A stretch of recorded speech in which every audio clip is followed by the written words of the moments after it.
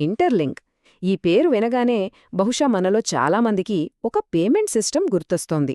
ఇంకొందరికి parcel service. కాని ఈరోజు మనం మాట్లాడుకోబోయే ఇంటర్లింక్ ఈ రెండిటికీ చాలా భిన్నమైనది. ఒకే పేరు, కాని మూడు వేర్వేరు ప్రపంచాలు. మరి చిక్కుముడేంటి? అసలు కథేంటో విడదీసి చూద్దాం. సరే, అసలు విషయంలోకొస్తే ఈ ఇంటర్లింక్ అంటే ఏమిటి? ఒకే పేరుతో ఇన్ని సంస్థలెందుకున్నాయి? ఈ కన్ఫ్యూజన్కు ఫుల్ స్టాప్ పెడదాం పదండి. ఒకవైపు పేమెంట్స్, మరోవైపు పార్సిల్స్, ఇప్పుడు ఏకంగా బ్లాక్ చైన్. ఈ ఇంటర్లింక్ అనే పేరు చాలా కీలకమైన రంగాల్లో కనిపిస్తోంది. ఇది ఒక రకమైన గుర్తింపు సంక్షోభం లాంటిది అన్నమాట. అసలు మనం మాట్లాడుకుంటున్న ఇంటర్లింక్ ఏది? సరే, ముందుగా మనందరికీ బాగా తెలిసిన ఇంటర్లింక్ గురించి మాట్లాడుకుందాం. అదేనండి, వీసా నడిపిస్తున్న పేమెంట్ నెట్వర్క్. డెబిట్ కార్డ్ లావాదేవీల ప్రపంచంలో ఇది చాలా పాపులర్ పేరు. కానీ కథ ఇక్కడితో అయిపోలేదు. లాజిస్టిక్స్ రంగంలో కూడా ఈ పేరుకి ఒక చరిత్ర ఉంది. అదే ఇంటర్లింక్ ఎక్స్‌ప్రెస్. కొన్ని దశాబ్దాల పాటు యూకేలో పార్సెల్స్ డెలివరీ చేసిన ఈ సంస్థ ఆ తర్వాత డీపీడీ లోకల్గా పేరు మార్చుకుంది. ఇక్కడే అసలు కథ మొదలవుతుంది.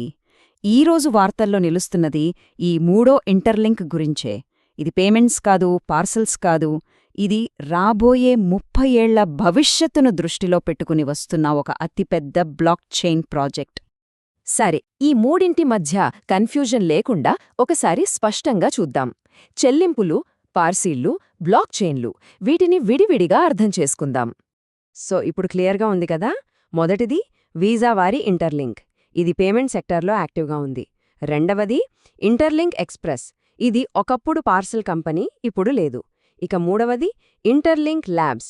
ఇదే మన ఫోకస్, ఒక కొత్త block chain infrastructure project. Okay, ఇప్పుడు ఆ కన్ఫ్యూజన్ అంతా పక్కన పెడితే మనం అసలు విషయం అంటే ఈ కొత్త బ్లాక్ చైన్ ప్రాజెక్ట్ దగ్గరకొద్దాం. వాళ్లు చేసిన సాహసోపేతమైన ప్రకటన వెనుకున్న అసలు ఉద్దేశమేంటో లోతుగా చూద్దాం. ఈ మధ్య ఈ ప్రాజెక్ట్ ఒక డాక్యుమెంట్ రిలీజ్ చేసింది. ఇది మామూలు రోడ్ మ్యాప్ కాదు. ఒక రకంగా చెప్పాలంటే ఇదొక విప్లవ పత్రం, ఒక మేనిఫెస్టో. బ్లాక్ చైన్లను ఎలా నిర్మించాలి అనేదానిపైనే ఇదొక ప్రాథమిక మార్పును ప్రతిపాదిస్తోంది.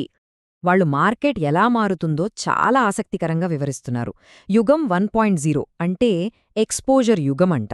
అంటే పాత డబ్బుని కొత్త ఆస్తుల్లోకి తీసుకురావటం. కానీ మనం ఇప్పుడు మౌలిక సదుపాయాల యుగంలోకి అడుగుపెడుతున్నాం. ఇక్కడ దేశాల ఆర్థిక వ్యవస్థలను నడపగల బలమైన నిర్మాణం అవసరం. వాళ్ల ప్రకారం వికేంద్రీకరణకు అస్సలైన శత్రువు బయటెక్కడో లేడు, పరిశ్రమ లోపలే ఉన్నాడు. దాన్నే వాళ్లు ప్లూటోక్రాటిక్ బ్యారియర్ అంటే ధనవంతుల ఆధిపత్యపు అడ్డుగోడ అని పిలుస్తున్నారు. మెస్సారీ రిపోర్ట్ను చూపిస్తూ వాళ్లు ఒక షాకింగ్ నంబర్ చెప్పారు.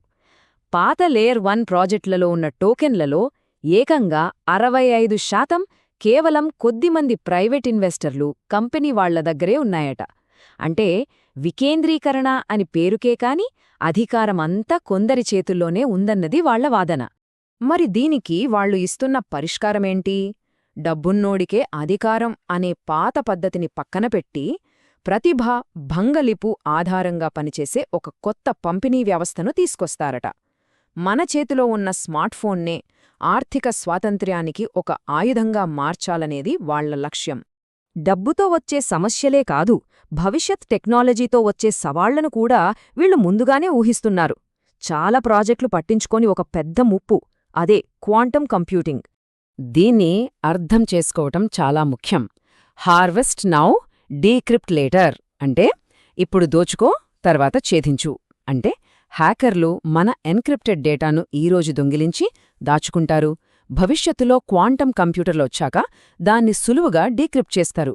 అంటే ప్రమాదం భవిష్యత్తులో కాదు, ఇప్పుడే మొదలైంది. ఈ ఒక్క మాట వాళ్ల ఆలోచనా విధానాన్ని మొత్తం చెప్పేస్తుంది. మేము రాబోయే 30 రోజుల కోసం కాదు, రాబోయే 30 సంవత్సరాల కోసం నిర్మిస్తున్నాము. వాళ్లది స్వల్పకాలిక ఆలోచన కాదు, దీర్ఘకాలిక వ్యూహం. ఇది ఊరికే చెప్పేమాట కాదు, దీన్ని నిజం చేయడానికి వాళ్ల దగ్గర ఒక పక్కా ప్లాన్ కూడా ఉంది. ప్రపంచంలోని టాప్ క్రిప్టోగ్రాఫర్లను టీములోకి తీసుకోవడం, NIST స్టాండర్డ్స్ పాటించడం, ఇలా క్వాంటమ్ ముప్పును ఒక ఆప్షన్గా కాకుండా ప్రాథమిక అవసరంగా చూస్తున్నారు.